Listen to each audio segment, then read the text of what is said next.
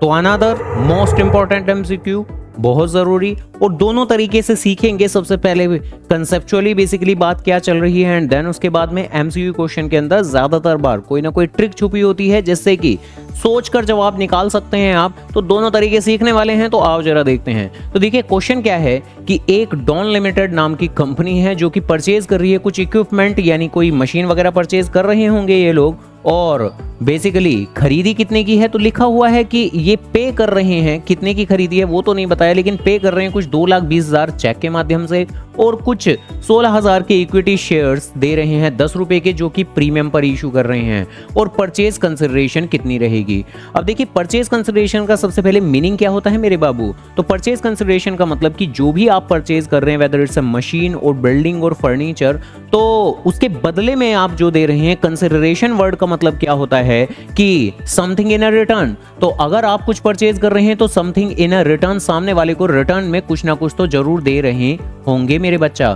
तो जरा आराम से, परचेज कंसिडरेशन वर्ड से आपको सीधा सा सिर्फ और सिर्फ माइंड में एक ही वर्ड घुमाना है, क्या, व्हाट वी आर पेइंग, जो हम दे रहे हैं, जो हम पे कर रहे हैं। अब मे भी हो सकता है कि जो हम पे कर रहे हैं वो शेयर से पे कर रहे हों या चेक से पेमेंट कर रहे हो, जैसे करंट क्वेश्चन में कर रहे हैं, और कई बार हम डिबेंचर से भी पेमेंट करते हैं, यानी सामने वाले पर्सन को डिबेंचर इशू कर देते हैं।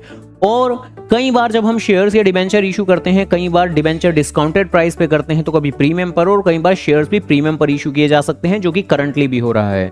तो यहां इस क्वेश्चन के अंदर सीधी सी जो बात है वो क्या, कि what we are paying, purchase consideration कितनी होगी, तो व्हाट वी आर पेइंग, तो एक तो हम बैंक के माध्यम से पेमेंट कर रहे हैं कुछ छोटी सी, कितनी, 2,20,000 रुपए की। तो 2,20,000 रुपए की हम बैंक से पेमेंट कर रहे हैं, और ऑब्वियस सी बात है कि कुछ हम शेयर्स भी दे रहे हैं। अब जो शेयर्स हम ऑफर कर रहे हैं तो उनकी ओरिजिनली 16,000 शेयर्स हैं, और एक शेयर 10 रुपए का है, जिस हिसाब से मल्टीप्लाई करके कुछ वैल्यू बनेगी 1,60,000 रुपए। और इसके अलावा जो शेयर्स हम दे रहे हैं वो प्रीमियम पर दे रहे हैं। अब प्रीमियम का मतलब मेरे बच्चा जानते हैं हम लोग कि फेस वैल्यू से ज्यादा पर वैल्यू करना, तो ऑब्वियस सी बात है कि 25%, तो 25% आप सीधा सीधा इसी ही 1,60,000 रुपए के ऊपर लगा सकते हैं, जो कि इसका 25% हो जाएगा आपका 40,000 रुपए। तो 25% किस चीज का, इसी ही 1,60,000 रुपए का, 40,000 रुपए 40,000 एंड मिला के बन जाएगा हमारा 2 लाख रुपए। तो यानी एज अ रिजल्ट बात कुछ ऐसी बनी है कि कुछ पेमेंट हम बैंक से कर रहे हैं जो कि है 2,20,000 की, कुछ हम शेयर्स ऑफर कर रहे हैं जो ओरिजिनली तो 16,000 इंटू 100 करके 1,60,000 बन रहा है,